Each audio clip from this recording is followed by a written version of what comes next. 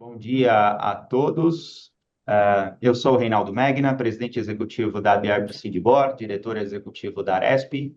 Estamos na sétima reunião da Comissão de Estudos Tributários e Fiscais de nossas entidades, com a coordenação do Dr. Eduardo Correia, do Escritório de Advocacia Correia Porto, e aqui hoje representado pelo Dr. Eduardo Silva, nosso também coordenador e sócio do escritório, ah, pelo escritório RNR Advogados, que tem como sócio o Dr. Olímpio Rodrigues e o Dr. Felipe Agra, aqui representando o escritório RNR Advogados. E teremos hoje aqui uma pauta bem extensa, que eu vou ser breve aqui em lê-la, para passar logo aos nossos coordenadores, a quem agradeço imensamente, mais uma vez, por preparar essa reunião para nós. E teremos aqui o novo edital da transação paulista, do escritório Correia Porto ontem, inclusive, teve a oportunidade, via OAB, de receber o subprocurador-geral do Estado de São Paulo do Contencioso Tributário e sua equipe, para apresentar aí como vai funcionar este edital. Então, o doutor Eduardo Silva está bem afiado aí nas informações obtidas ontem. Parabéns pelo evento, doutor Eduardo. E também falaremos aí sobre as perspectivas de temas tributários para o setor, em relação ao julgamento do segundo semestre. Esperamos boas notícias. E RPJ e demais dedução das despesas do PAT, trava temporal na compensação de débitos, solução consiste em relação à compensação de débitos de parcelamentos rescindidos e reforma tributária. Nossa, tá fácil a agenda. Tranquila, tranquila. Eu vou passar para vocês, sei lá que milagre vocês vão fazer. Por favor, podem começar. Eu não sei nem com quem iremos começar hoje. A palavra é de vocês. Bom dia a todos. Obrigado, Reinaldo. Prazer estar aqui mais uma vez. Obrigado, um abraço ao Felipe também, meu parceiro aqui nessa jornada. Ele é uma sempre apoiando, e aos associados que aqui prestigiaram. Também faço questão de trazer algumas considerações mais ao final. E para nós ganharmos tempo, fiz uma apresentação. É uma apresentação breve, embora sejam vários temas, mas é uma apresentação breve, só trazendo os principais pontos, né? Hoje em dia, as questões tributárias, elas nunca param com a edição da lei ou edição da norma, sempre surgem discussões no curso delas. Então, pensando num cenário de conformidade, pensando num cenário de recuperação tributária, pensando num cenário de adimplemento de uma maneira otimizada, optei por só trazer alguns pontos principais e não esgotar o tema, senão certamente acabaremos às 10h11 da noite, não às 10h11 da manhã. E deixar aberto também para qualquer questionamento, fiquem à vontade, tá? Só um minuto. Começando aqui com o primeiro tema que trata do edital de transação paulista, né? O Estado de São Paulo, se nós estávamos até conversando agora há pouco, se nós fizermos uma comparação da evolução da legislação e das compreensões sobre a transação tributária, comparando com a União Federal, o Estado de São Paulo ele está ligeiramente atrasado, se é isso que a gente pode usar essa expressão. No entanto, já tivemos a oportunidade de conversar diretamente com os procuradores do Núcleo de Transação do Estado, e há uma preocupação legítima em melhorar, em otimizar, que nem sempre acaba tendo a celeridade esperada, mas vem evoluindo e vem, pelo menos nas interações que nós tivemos, demonstraram muito interesse e disponibilidade para ouvir a situação do empresariado. Um exemplo disso, né, de evolução, é o edital que surgiu recentemente, que é o Acordo Paulista, que é esse novo edital de transação, tá? Ele é um edital, como o próprio nome diz, né, é uma possibilidade de implemento dos débitos tributários por meio de adesão a uma transação por edital, ou seja, as regras já estão ali pré-estabelecidas e não existe ali uma grande margem de negociação. Muito embora, a partir do momento que nós temos uma legislação que trata da possibilidade de aderir de uma maneira mais automatizada, mais mecanizada, digamos assim, isso também abre um flanco de discussão a partir, né, pelo menos por analogia, por comparação, das regras previstas no edital para uma eventual aplicação, uma proposta de transação individual, que é aquela que escapa das regras do edital, é literalmente uma proposta que o contribuinte apresenta, tá? Bom, algumas vantagens, alguns pontos interessantes, né? Como eu havia dito, principais pontos só a serem abordados hoje. Diferentemente de editais anteriores, nesse que surgiu a possibilidade de você incluir outros débitos, inclusive multas de PROCON, então, possibilidade de pagamento de débitos de IPVA, ITCMD, ICMS e multas de PROCON, um prazo de adesão elastecido, né, até 27 de fevereiro do ano que vem.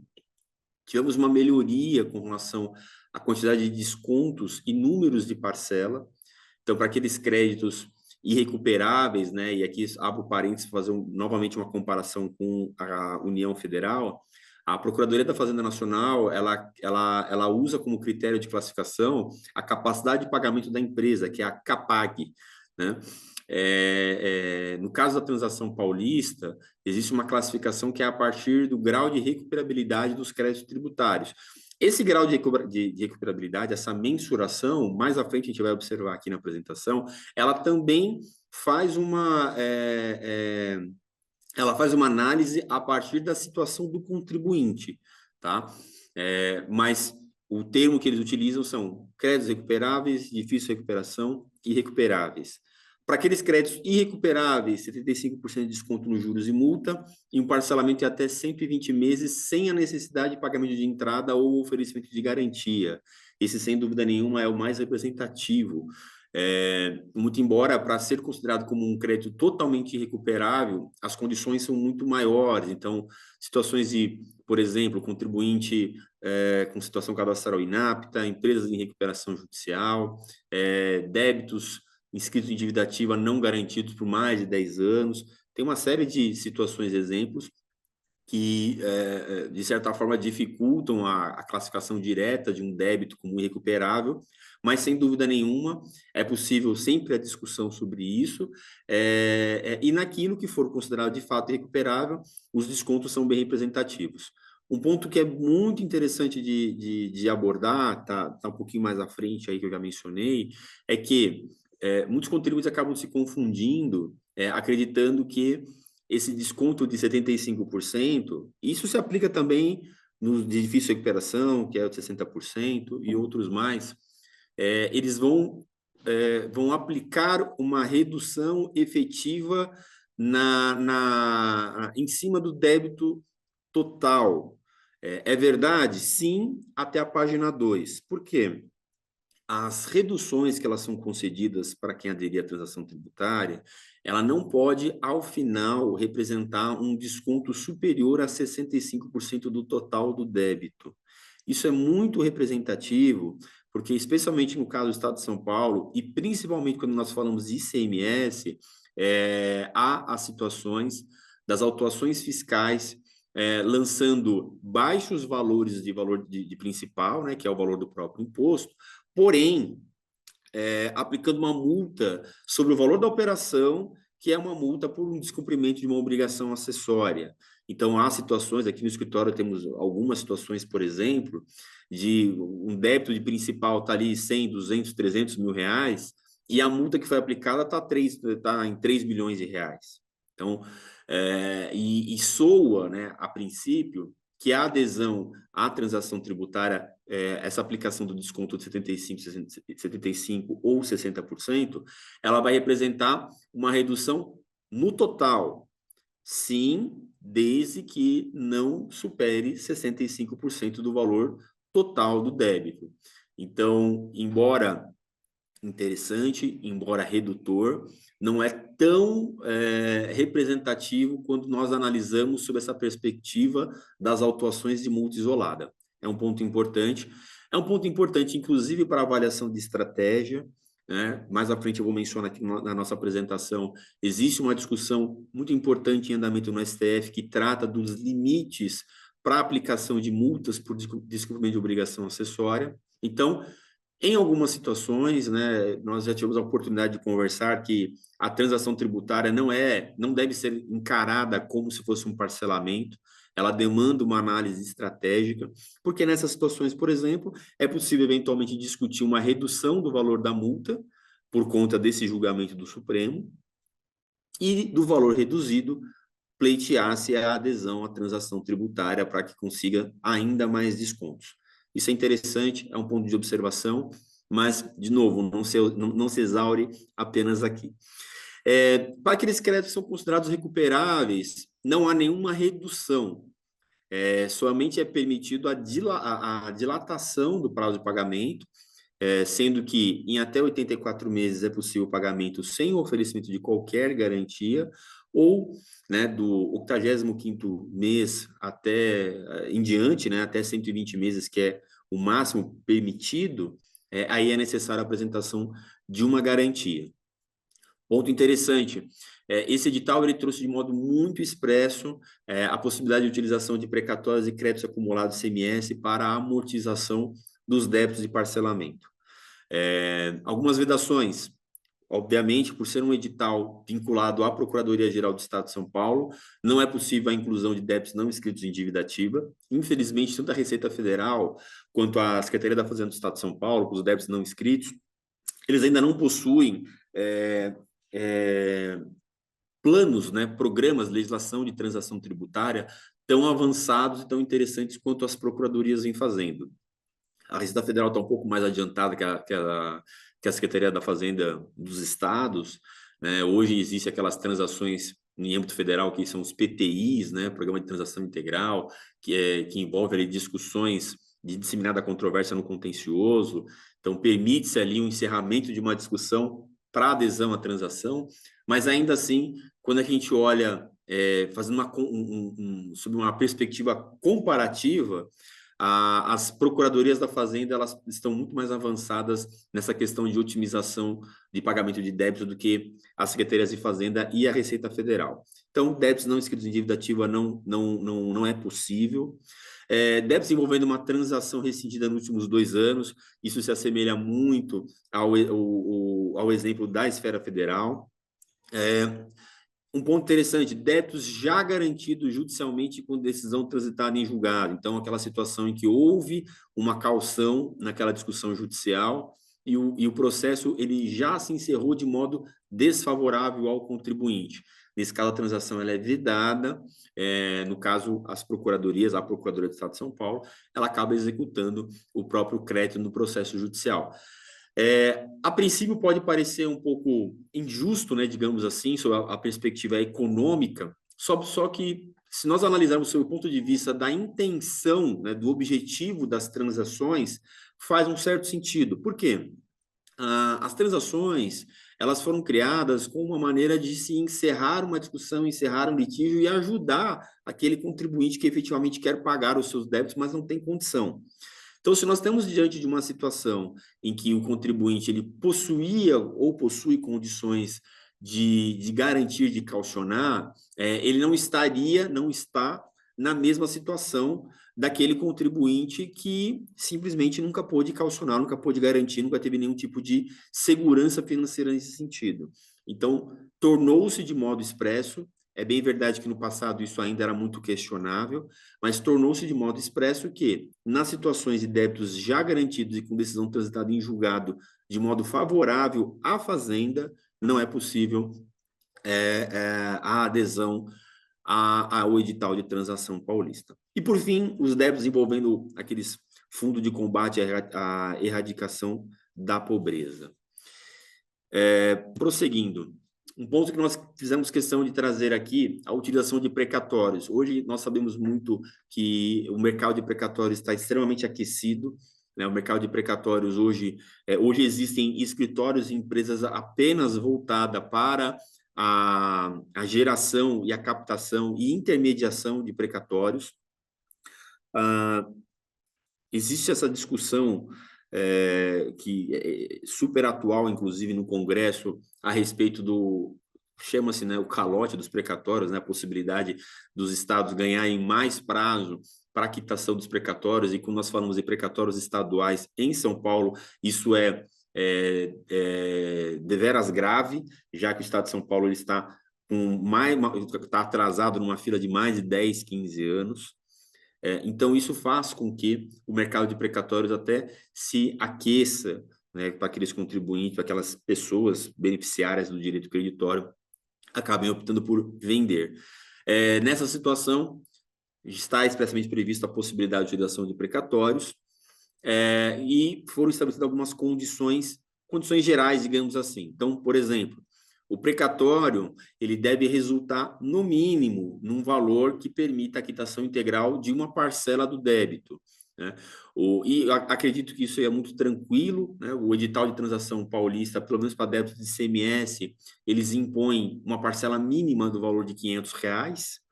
Então, se você tem ali, eventualmente, um direito creditório cujo valor final não represente um valor superior a R$ 500, nesse caso, ele não será possível de utilização, já que ele não pode amortizar o valor de uma parcela e é vedado o pagamento parcial de uma parcela. Então, aquele direito creditório, aquele precatório, ele deve representar, no mínimo, um valor suficiente para a quitação de uma parcela inteira. Uma coisa que é muito questionado, e isso, né, nós, em interações com a Procuradoria do Estado, já verificamos que há ali uma certa margem de negociação, mas não é tão simples como prevê o próprio edital. Muitos contribuintes eles querem, pensando em fôlego de caixa, utilizar os precatórios para quitar as parcelas vincendas próximas, né? Não é possível, não é possível. O edital ele traz expressamente que as reduções elas serão aplicadas nas parcelas finais para as mais recentes. Então, é uma redução, uma amortização de trás para frente. É possível tentar negociar isso? De certa forma, sim. Não é tão simples, porque, como o próprio nome já diz, é uma transação por adesão a edital, então as regras já estão previamente previstas, mas, em certa medida, seria possível tentar negociar com a Procuradoria um novo formato para isso. Mas, a princípio, como dito, a utilização de precatórios para a transação, ela reduzirá as parcelas de trás para frente. Um ponto Doutor interessante. Eduardo, só vou fazer um Oi, comentário que fique à vontade. houve muito da sua ajuda, que este ponto específico, dentre tantos outros, institucionalmente, nós, né, fizemos uma requisição formal, né, de alteração da regra em Perfeitamente. benefício do contribuinte e, obviamente, dos nossos associados, e também fizemos reuniões presenciais com a Procuradoria, né, visando, né, atenuar essas regras, né, que tornam mais difíceis as adesões, né?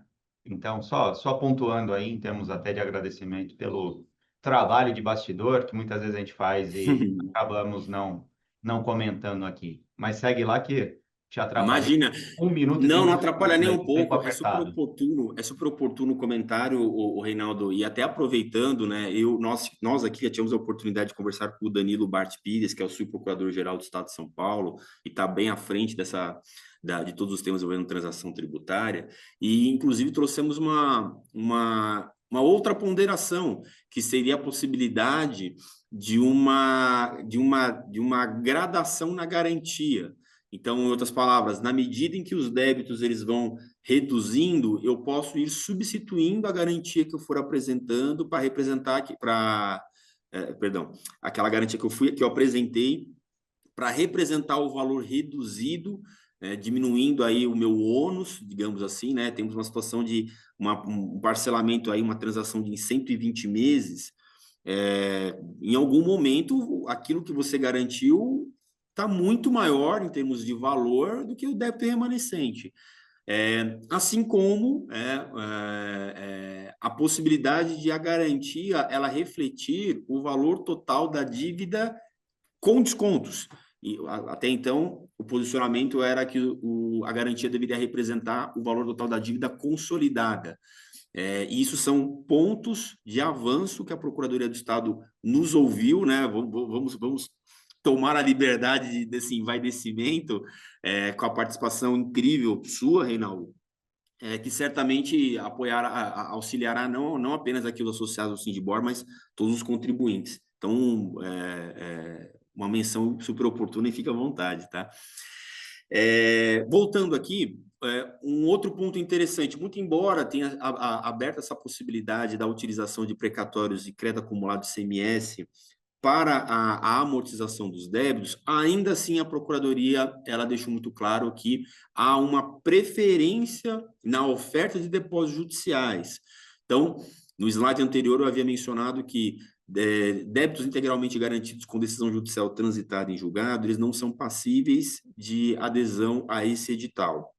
No entanto, se nós temos um débito integralmente garantido, mas não há ainda uma decisão transitada em julgado, é possível você incluir esses débitos nesse edital, e nesta questão envolvendo a amortização, haverá uma preferência na oferta, né, daquele depósito que foi feito no processo judicial, antes de se receber, de se avaliar a aceitação de um precatório ou do crédito acumulado. Então, esse é um ponto importante, embora tenha, o leque tenha sido aberto com relação às possibilidades de oferecimento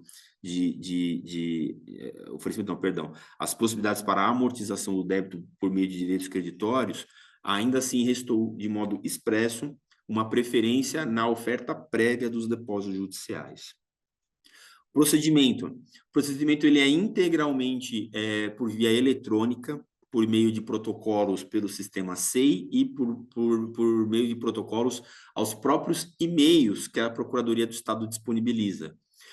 Então, você faz um cadastro desse requisitório junto à Procuradoria-Geral do Estado, existem ali regras previstas tanto nos editais quanto nas próprias resoluções da Procuradoria e também resolução CNJ e provimentos do Tribunal de Justiça do Estado de São Paulo, dispondo ali quais são as regras para você ceder créditos e precatório para terceiros e oferecer esses créditos na Procuradoria do Estado de São Paulo. Após isso, você faz uma formalização do acordo de compensação, que isso também é 100% eletrônico. A partir do momento que há ali uma superação do processo de triagem, digamos assim, a Procuradoria ela libera um acesso no sistema para você acessar o portal do devedor, né, que é onde você apresenta os acordos para a amortização do seu valor ou para diminuição do número de parcelas. Um ponto que ainda é crítico, isso está sendo objeto de discussão no setor, né, advocacia, especialmente tribunal e procuradoria, é que para essa formalização você precisa ter expedido a CVLD.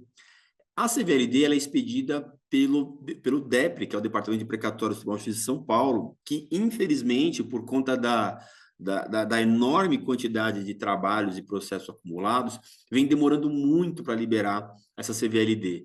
Então, isso tem retardado o procedimento, infelizmente, mas isso já vem sendo objeto de discussão com uma maneira de tentar flexibilizar ou pensar num mecanismo integrado para agilizar essa fase.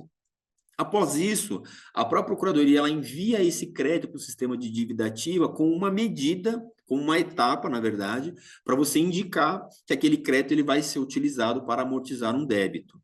E, por fim, o procedimento ele considera-se definitivamente encerrado quando há a homologação desse acordo, que é feita não pela Procuradoria, mas pelo próprio DEPRE, Departamento de Precatório do Tribunal de Justiça de São Paulo, que vai homologar tanto o acordo quanto a respectiva baixa daquele crédito em favor desse contribuinte terceiro que aderiu à transação. É um procedimento que ele é rápido, né, por experiência própria digo que é rápido, e ele só vem... ele só não é mais rápido, digamos assim, né, só não é mais célere em razão desse segundo ponto que eu mencionei, que é a necessidade da CVLD que o próprio sistema do tribunal emite. Mas é algo muito rápido, é muito objetivo, não há ali tantas formalidades, aquelas regras infinitas, enfim, é algo muito válido. Prosseguindo aqui, Um ponto interessante, como eu havia mencionado inicialmente, falando dos graus de recuperabilidade.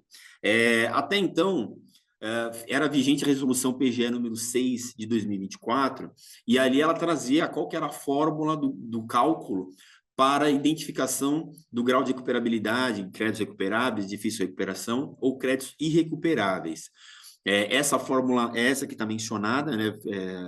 Esse trecho todo que está em itálico é a transcrição da própria norma, que é essa fórmula que é essa NF igual G mais H mais I, né? Que é a nota final, que é representada pela nota de garantia, suspensões e parcelamentos, somada ao histórico de pagamentos do contribuinte e a nota da idade da dívida. E aqui tem, no parágrafo 1º do artigo 27, o que vai se considerar como recuperável e de difícil recuperação, que até então, no caso, era a nota final 1 ou superior, que é um crédito recuperável, ou difícil recuperação, uma nota final 0. E aí, aqui abaixo, especialmente os que estão grifados em amarelo, são os fundamentos do cálculo. Então, por exemplo, no caso das garantias de parcelamento e suspensões, se você for um devedor que tenha entre 10% e 100% da sua dívida garantida por penhora, parcelamento ou esteja suspenso, isso é atribuído uma nota 1. E a nota 0 é atribuída no caso dessa mesma situação representar entre 0 e 9,99%. Essa mesma situação, esse mesmo layout de cálculo, ele se aplica também para o saldo atualizado da dívida ativa, naquele prazo de 5 anos ou mais que 5 anos, e a própria idade da dívida. Qual que é o ponto interessante? Recentemente, houve a resolução PGE 53 de 2025. Essa resolução ela é muito recente, ela é de 8 de setembro, que alterou esses critérios. E o que é o ponto interessante? Vou até voltar aqui o slide. Diferentemente da anterior, que a nota de garantias, ela representava um totalizador entre garantias, suspensões e parcelamentos, na atual forma de análise, os parcelamentos eles são considerados uma nota individualizada, uma nota avulsa. Então, hoje, está aqui até destacado em amarelo esse pezinho, né? Então, hoje, o grau de recuperabilidade, ele é analisado pela soma das garantias, mais parcelamentos, mais histórico de pagamento e mais idade da dívida. Isso fez com que, e foi possível, criasse como posso dizer, uma linha intermediária para a avaliação do grau de recuperabilidade. Então, enquanto anteriormente nós tínhamos apenas duas gradações, né, entre 10% e 100% e entre 0% e 9,99%, pela resolução atual, nós temos uma terceira. Então, vai ser atribuída uma nota quando nós tivermos... E os critérios são os mesmos, tá? Quando nós tivermos uma situação de mais de 50%, e aí na mesma situação, a dívida garantida, a dívida suspensa, a dívida parcelada. Temos um segundo critério, que esse é o critério intermediário, entre 10% e 50%, e um terceiro critério entre 0% e 9,99%. Esta situação, quando nós pegamos aqui um caso prático, faz com que muitos cenários, aquela nota que foi atribuída anteriormente com base na resolução 6, não seja a mesma nota atribuída com base na resolução 53. E nós temos um caso, né, tem autorização aqui para falar, no escritório de uma empresa, de um cliente nosso, que estava tentando transacionar e não estava sendo possível, porque o grau de recuperabilidade das dívidas dele estava considerado como nota 2, que até então, de acordo com o critério anterior, era um crédito recuperável, já que até então era nota final 1 ou superior, crédito recuperável.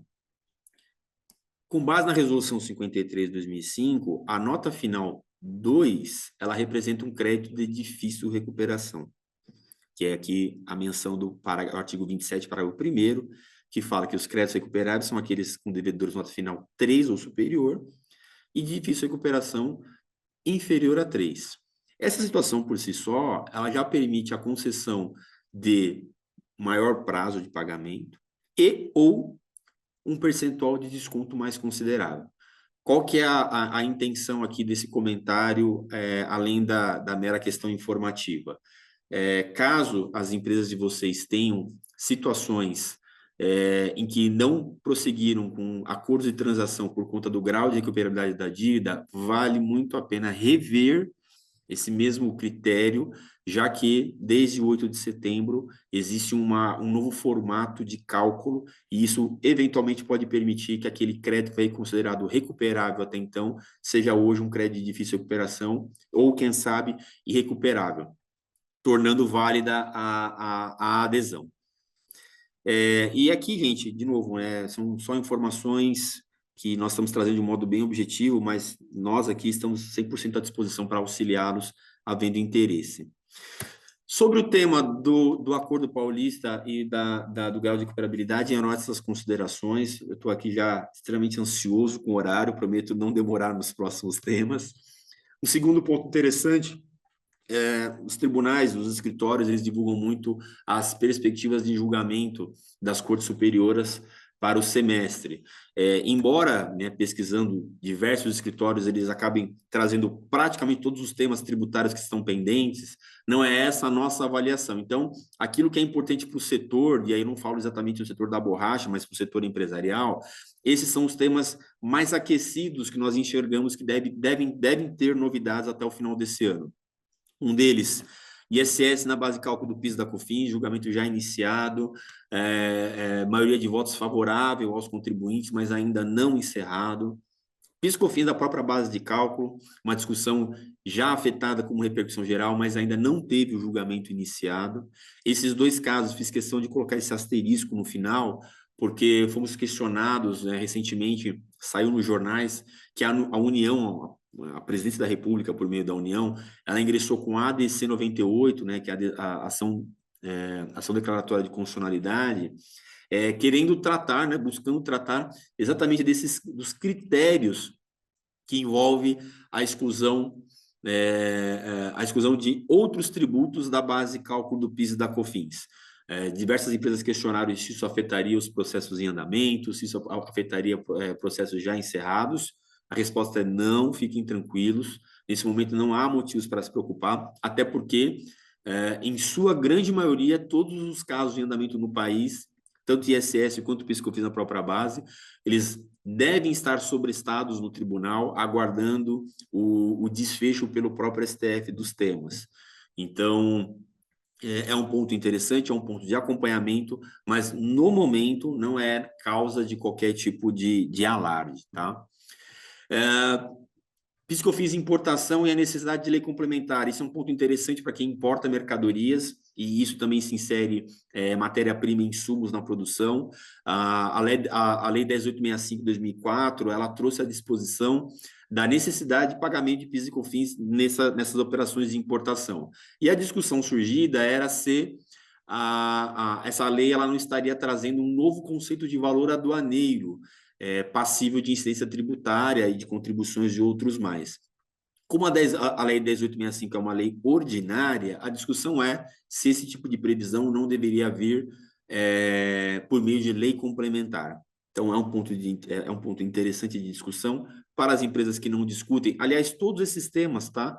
Para as empresas que ainda não discutem, vale muito a pena discutir, vale muito a pena ingressar com ação, especialmente por conta dessas modulações de efeito que vem surgindo, e também pela possibilidade de utilização desses créditos, né, uma decisão final favorável, para amortizar débitos da CBS, né, que virá aí com a reforma tributária.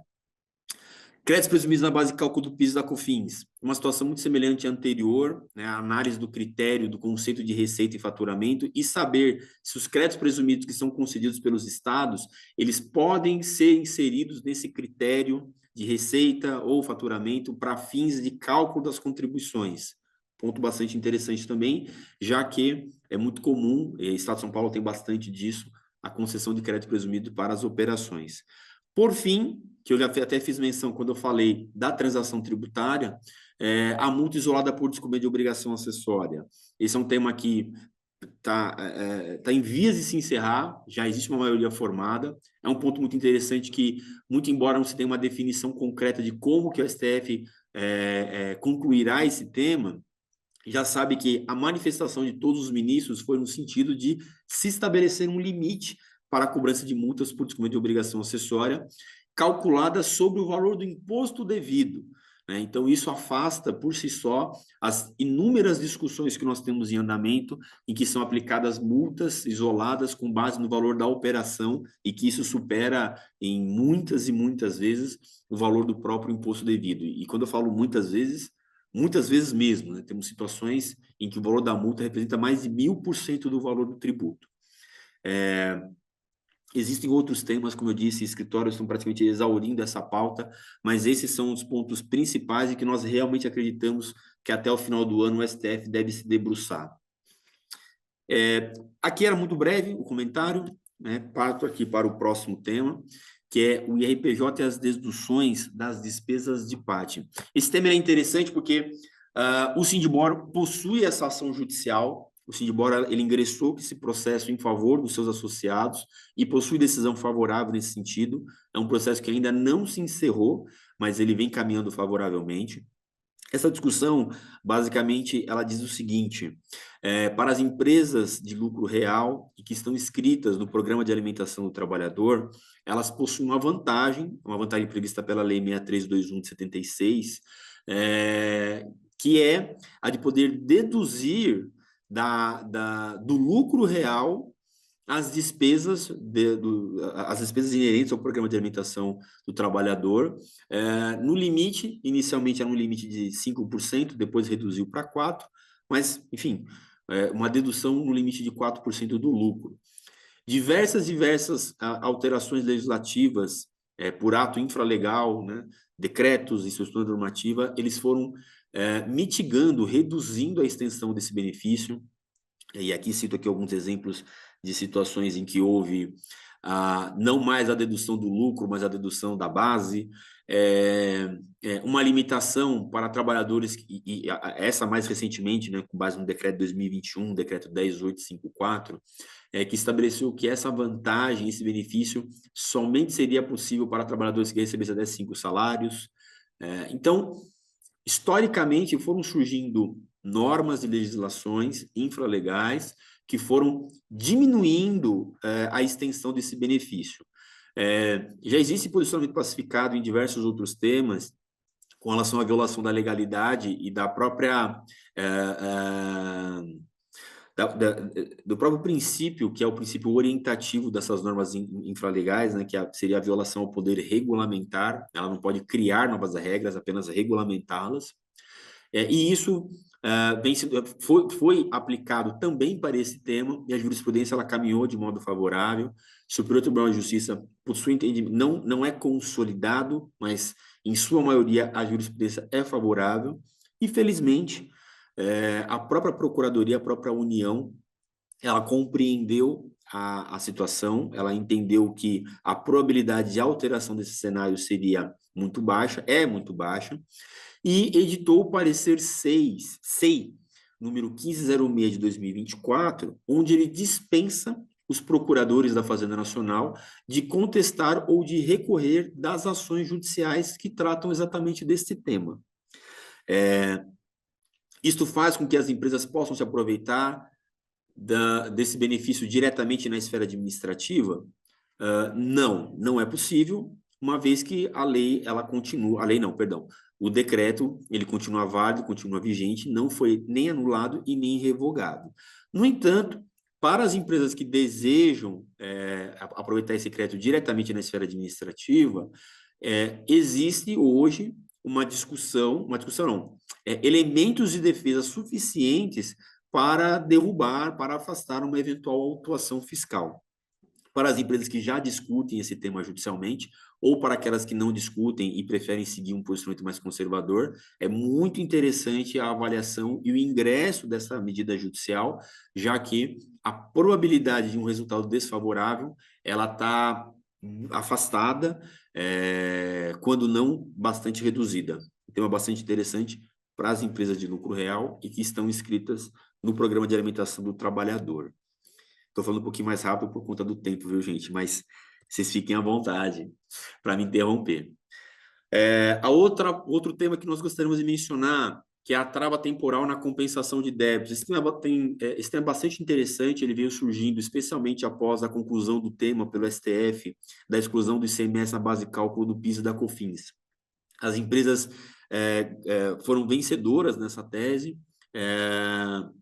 transitaram as respectivas ações judiciais, habilitaram os créditos na Receita Federal e vêm utilizando por meio de transmissão de declarações de compensação. Só que tem muitas empresas que não possuem ali débitos suficientes para eliminar com rapidez, com celeridade, aquele montante de crédito que foi identificado. E qual que era o problema disso? A Receita Federal, ela possui ainda, na verdade, o entendimento de que a mesma regra que é aplicável para a prescrição da cobrança de créditos tributários, em certa medida também se aplica no aproveitamento de créditos tributários do contribuinte. Ou seja, o contribuinte tem um prazo de 5 anos para exaurir, para esgotar a utilização desses créditos. Esse entendimento é previsto com base em pareceres e soluções de consulta, não são hiatos declaratórios, não são entendimentos veiculados por meio de norma estrita, decretos e lei especialmente, né, sem dúvida nenhuma. O que fez com que muitos contribuintes ingressassem com mandados de segurança no judiciário para afastar, é muito comum que a gente ouça a expressão de derrubar a trava temporal, para derrubar essa trava temporal de 5 anos, já que a previsão legal é que a previsão legal existente é que você possui um prazo de 5 anos para você iniciar a utilização dos seus créditos, mas não de exaurir. Essa discussão é muito interessante, já chegou ao STJ.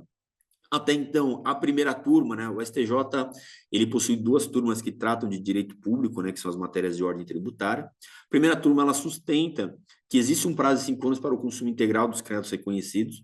Esse posicionamento, embora a primeira turma não era, em sua maioria, o que nós enxergávamos, a segunda turma, ela já possui um entendimento mais favorável aos contribuintes sobre essa temática, entendendo, como eu havia mencionado, que esse prazo de 5 anos, ele é um prazo para início da compensação e não para exaurimento. O que acontece? Recentemente, há poucos meses, nós observamos um posicionamento da segunda turma na mesma linha da primeira turma. Ou seja, ainda não definitivo, né? Até mencionamos aqui que o STJ deve analisar esse tema sobre aquela sistemática dos recursos representativos e controvérsia, de modo a pacificar esse entendimento pelo STJ, mas aquela, né, em aspas, tranquilidade que existia para os contribuintes continuarem transmitindo as suas declarações de compensação sem a trava do sistema Decomp, porque isso estava acontecendo, já não é mais tão tranquila como até então nós vislumbrávamos. O que isso sugere? A adoção de uma medida alternativa. Então, muitos contribuintes, aqui no escritório nós também temos feito bastante isso, nós continuamos discutindo esses mandados de segurança e, em paralelo, sugere-se a avaliação de um ingresso de uma ação de repetição de indébito pelas empresas, de modo a, numa eventualidade, né, na impossibilidade do aproveitamento total daqueles créditos, que não fique impedido da empresa recuperar aquele crédito que foi reconhecido judicialmente. Então, já que ela não poderá mais compensar, que seja autorizado, pelo menos, ela receber em cash, receber por meio de precatório, aquele valor, aquele saldo do direito creditório. Esse é um ponto interessante, é um ponto de atenção, principalmente, aliás, exclusivamente para aquelas empresas que ainda possuem um saldo de crédito significativo sem previsão de esgotamento e já tendo exaurido ou próximo de se exaurir o prazo de 5 anos do início da sua utilização. Prosseguindo aqui, esse era um ponto bem objetivo. Solução COSIT RFB 180 de 2025. Essa também é um ponto muito objetivo, é muito singelo, mas muito oportuno, porque, novamente, como havia mencionado, ela trata da questão da regularidade e conformidade tributária. A Lei 9430, que dentre vários pontos de discussão, ela traz as matérias envolvendo compensação e restituição, ela possui uma previsão expressa, que é essa que está destacada, que é vedada a utilização de compensação para débitos consolidados em qualquer modalidade de parcelamento concedido pela Receita Federal. Essa mesma disposição também foi trazida pela Instrução Normativa 2055-2021, que é aqui mencionada no artigo 76, inciso 3. Qual que era a discussão que havia até então? Se isso se aplicaria também para débitos, débitos oriundos de parcelamentos rescindidos. Era uma dúvida representativa, na medida em que, se você transmite uma decomp não atendendo aos requisitos, né, às vedações contidas no artigo 74, parágrafo 3º e no artigo 76 da Instrução Normativa, essa decomp é considerada como não declarada e o débito é lançado diretamente em dívida. Para as empresas que necessitam de regularidade fiscal e até mesmo uma questão de controle de caixa, isso é severamente prejudicial. Então, por conta disso, muitas empresas optavam por pagar os débitos, já que havia esse justo receio de as compensações serem consideradas não declaradas. O que essa solução COSIT da Receita trouxe? Ela trouxe a previsão de que essa vedação ela somente se aplica para parcelamentos ativos, para débitos consolidados em parcelamentos que estejam em andamento. Para débitos oriundos e parcelamentos rescindidos, não há vedação nesse sentido. Então, você empresário, tendo ali débitos oriundos de parcelamento rescindido, você pode quitar esses débitos se valendo da transmissão de declarações de compensação.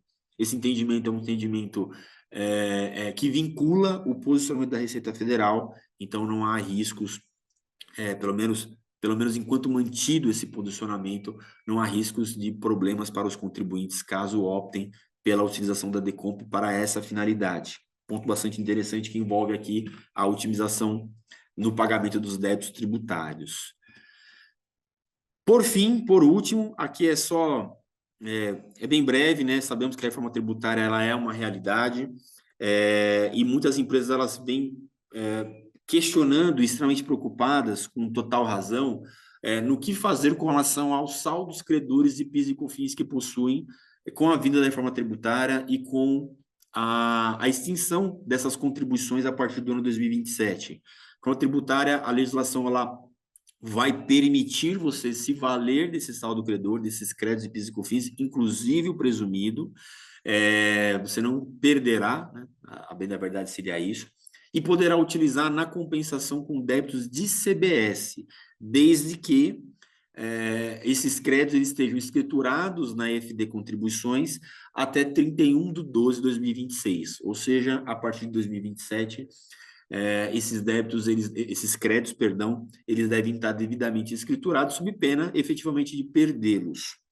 Nesse caso aqui, o que é interessante para as empresas? Já que há a possibilidade de compensação com débitos de CBS, as empresas que nunca fizeram alguma revisão fiscal para fins de levantamento de créditos fiscais, é fundamental que seja promovido esse trabalho, seja analisado, avaliado esse tipo de trabalho, para essa finalidade que, de novo, no fim do dia, representa uma economia tributária.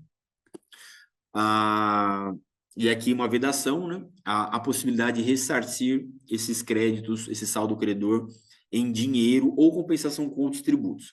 Então, você vai poder utilizar, desde que devidamente escriturado até 31/12/26, e para compensação com débitos de CBS, exclusivamente. Mesma situação com relação a créditos, a bens recebidos em devolução. Você vai poder se apropriar de crédito da CBS e utilizá-los para compensação com a própria CBS, vedando a utilização com outros tributos, e inclusive a restituição, o ressarcimento em dinheiro. Nossa última consideração, os créditos decorrentes da depreciação ou amortização. Então, aqui temos aqui algumas alterações, né, breve, deixa eu colocar todas aqui. Opa, perdão. A situação é a mesma. Créditos oriundos da depreciação ou amortização de máquinas, equipamentos, aluguéis, terceiros, enfim, aqueles créditos que a própria legislação atual permite a apropriação. Você poderá utilizá-los a partir de janeiro de 27 na verdade, assim, utilizá-los não, né? Você poderá se apropriá-los como se crédito presumido de CBS forem, né? Da mesma forma, desde que devidamente escriturados na FD, contribuições. e isso válido enquanto persistente a cobrança do PIS e COFINS, que sabemos que a partir de 2027 serão eliminados. Pessoal, eu acredito que alguns minutinhos exaurido aqui, o Reinaldo pediu até 10 horas, são 10:02, mas finalizei aqui a apresentação, peço desculpas por eventual atropelo, se foi muito rápido, mas, de novo, a gente tem lá o nosso grupo do WhatsApp, e eu me coloco integralmente à disposição para qualquer consideração. Agradeço mais uma vez e seguimos. Impressionante o que você fez. Eu não acredito. Você é um cavaleiro, Reinaldo. Impressionante. Eu vou pedir que encerre a gravação para a gente bater um papo aqui agora.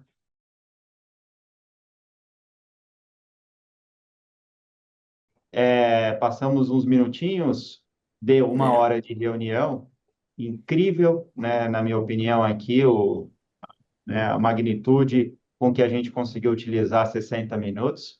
Parabéns, doutor Eduardo. Muito obrigado, doutor Felipe, por ajudar aí no bate-papo.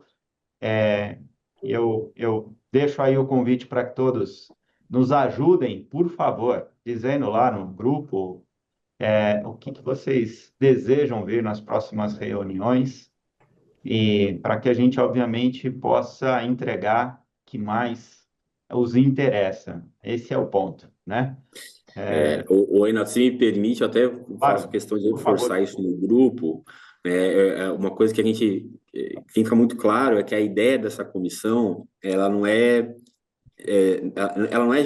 simplesmente gerar informações, né? Exato. Ela não tem um caráter informativo, né? A ideia é exatamente ao contrário, é receber as informações dos associados para nós trabalharmos de um modo conjunto para que a resposta seja a mais uníssona possível, né? Aplicável para todos. Inclusive sobre óticas que talvez a gente não esteja observando, né? A própria realidade da empresa faz com que surjam ali questões que não são tão triviais. Então, na verdade, nós estamos aqui muito mais como suporte do que como atores principais.